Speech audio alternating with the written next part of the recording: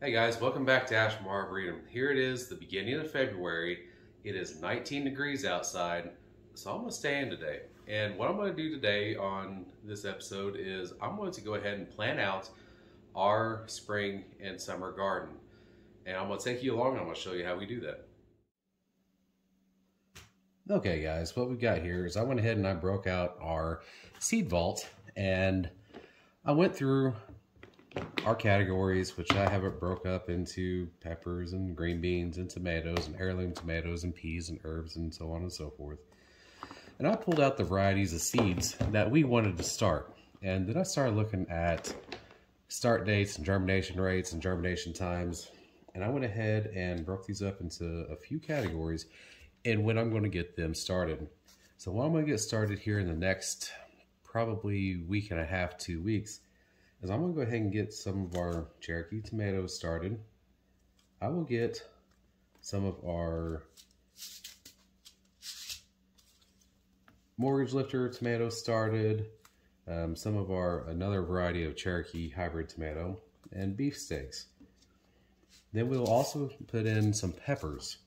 Now, the grow system that I built and designed, we can get just under 1,600 plants on it in 72 cell trays.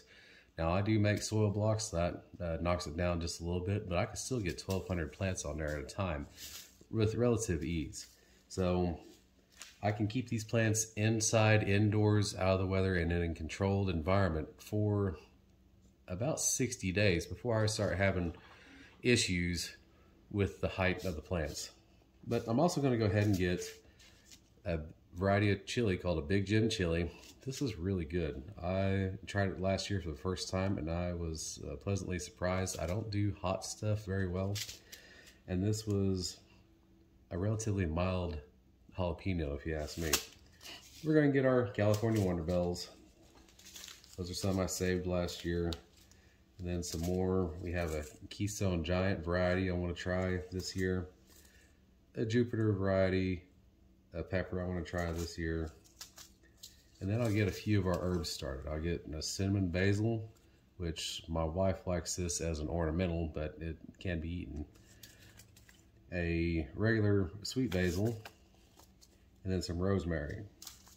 Those I'll get started in the next 10 to 14 days.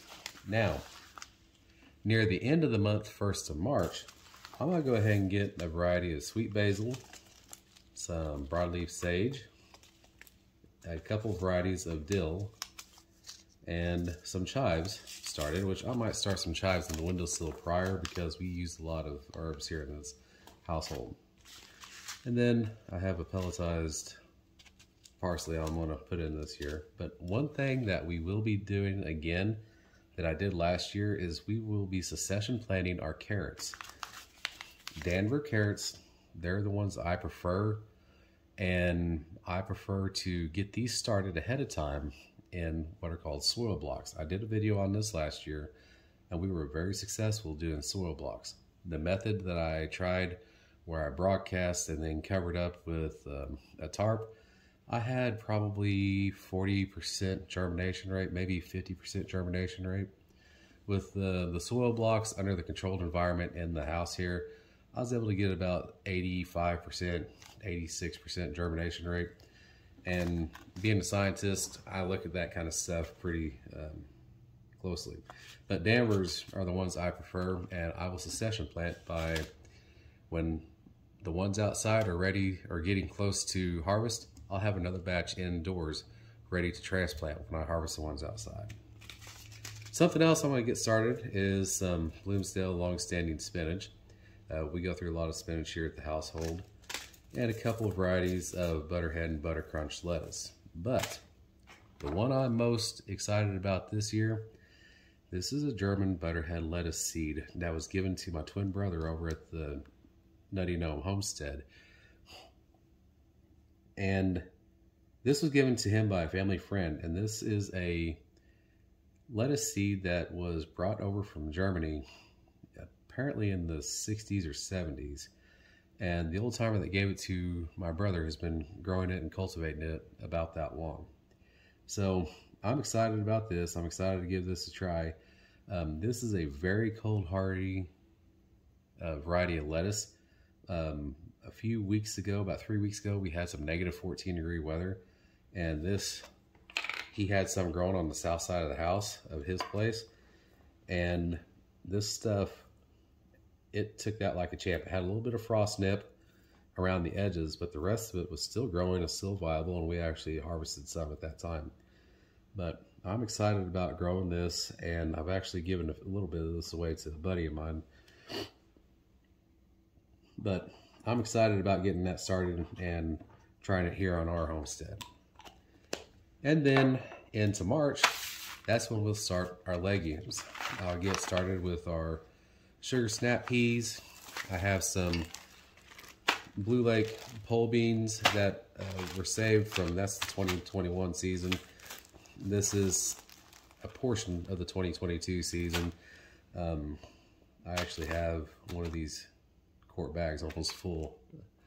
And then I have a variety of early contender bush beans. Now, we like to succession plant our legumes, and I will take our contender green beans and I'll get those planted first. And after our second full picking, I'll have the pole beans propagating here in the house. They'll already be germinated and growing. And after we harvest our third round of green beans off the contenders, I'll pull up the contender green beans. I will replant with the Blue Lakes. I'll get them staked up. And then there's only about a three-week gap where we're not harvesting green beans at that point. And that works very well for us here on the Ashmore Arboretum Homestead. We are big advocates of the successional planting. We like to succession plant our green beans. We like to succession plant our carrots and our lettuce and some of our spinach and cabbage if the weather permits. But one thing I believe I'm going to go ahead and get started is these candy hybrid onions. These take a little while to germinate. I know it says on here it takes about 7 to 12 days. It's been my experience, it's closer to 20, and that's sitting on a heat mat. So that'll put us near the end of February, and then once these guys get started and start growing up a little bit, that'll put us in mid-March, the end of March, and I can go ahead and get these guys out, transplanted, and if there's any suspected cold weather, I'll just get them covered up with a couple of tarps or a clear plastic vapor barrier. That'll be just fine. But that's what I'm doing today on this cold and frigid day. I'm enjoying a cup of coffee and planting out our spring garden. I think everyone should take just an hour of their day and plant out their garden. It'll make things go a lot smoother when you guys are ready to plant. And if you like this kind of content, please like, share, and subscribe. Thanks for watching.